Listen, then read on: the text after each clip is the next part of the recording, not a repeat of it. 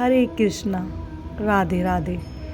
एक बार राधा और कृष्ण वृंदावन में खेल रहे थे, घूम रहे थे, खूब मस्ती कर रहे थे। और राधा के पैर इतने सुंदर, इतने कोमल, श्री कृष्ण ने देखे तो देखते ही रह गए। श्री कृष्ण पैरों को छूना चाहते थे क्योंकि पैर बहुत ही सुंदर दिखाई दे रहे थे, लेकिन राधा किसी न किसी बहाने से टाल देती थी। अब श्री कृष्ण पीछे पीछे दौड़ रहे थे, राधा रानी आगे आगे दौड़ रही थी। तो श्री कृष्ण ने देखा कि राधे के पैरों पे ब्रज की मिट्टी लगी हुई है और श्री कृष्ण राधा रानी के पैरों को छूना चाहते हैं। अब जब राधा रानी अपने पैरों को छूने नहीं देती तो श्री कृष्ण ने पूछा कि राधे, तुम पैरों को क्यों नहीं छूने दे रही हो, क्या बात है?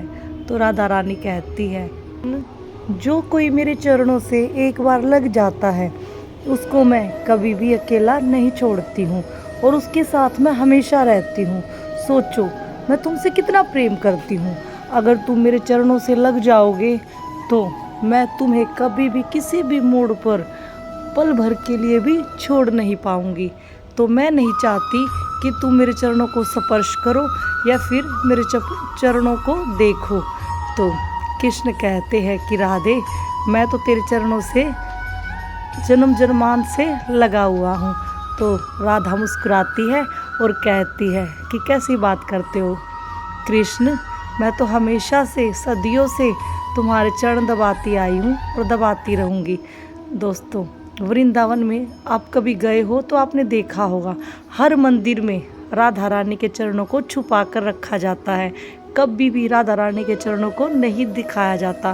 कोई स्पेशल अवसर होता है तो ही राधा रानी के चरणों को दिखाया जाता है, क्योंकि यह माना जाता है कि जो कोई राधा रानी के चरणों को देख लेता है, जो कोई राधा रानी के चरणों को स्पर्श कर लेता है, राधा रानी उसी की हो जाती है। और राधा रानी इतनी करुणामयी, इतनी ज़्यादा दयावान है कि उनके बारे में कहा नहीं जा सकता, चाहे हम कितनी भी गलतियां कर दें। और सिर्फ एक बार राधा रानी के चरणों में चले जाए तो राधा रानी कहती है कि तूने जो भी गलतियां की सब क्षमा है, कोई दिक्कत नहीं है, अब तू मेरे पास आ गया है तो तेरे साथ सब अच्छा ही होगा। लेकिन जब हम श्री कृष्ण की शरण में जाते हैं तो श्री कृष्ण कहते हैं कि रुको, एक बार देखता हूँ तुमने कैसे कर्म किए हैं, क्या किया है, तुम्हारा खाता निकालता हूँ। लेकिन राधा रानी कहती है कि तू आ गया है ना, बस इतना ही बहुत है। और जो कोई भी राधा रानी के चरणों से लग जाते हैं दोस्तों, उनका जीवन अपने आप बदल जाता है, क्योंकि राधा रानी में इतनी शक्ति है कि लोगों के विचार तक बदल जाते हैं और राधा रानी के ही हो जाते हैं।